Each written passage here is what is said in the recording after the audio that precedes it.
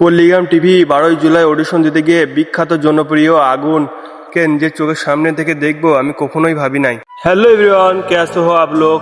তো গাইস আমি 4 ঘন্টা জার্নি করার পর পৌঁছে গেলাম পল্লিগ্রাম স্টুডিও। আর পল্লিগ্রাম এসে দেখে অনেকে পৌঁছে গেছি। আর পল্লিগ্রাম স্টুডিও এসে আমার খুব ভালো লাগছিল। এত সুন্দর জায়গা আর এত সুন্দর স্টুডিওটা করেছে গাইস, কি বলবো আপনাদেরকে। আপনারা যদি আসেন তো অবশ্যই দেখতে পাবেন।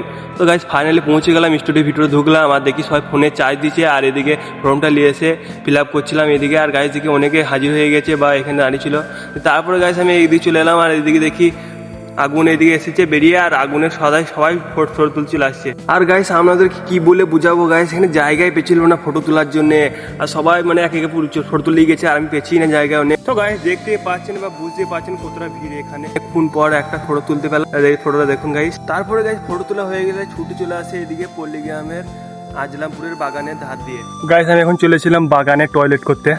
গাইস আমি এদিকে টয়লেট করতে থাকি আর আপনারা তো তখন পেজটিকে ফলো করলাম, নাহলে সাবস্ক্রাইব করে দাও।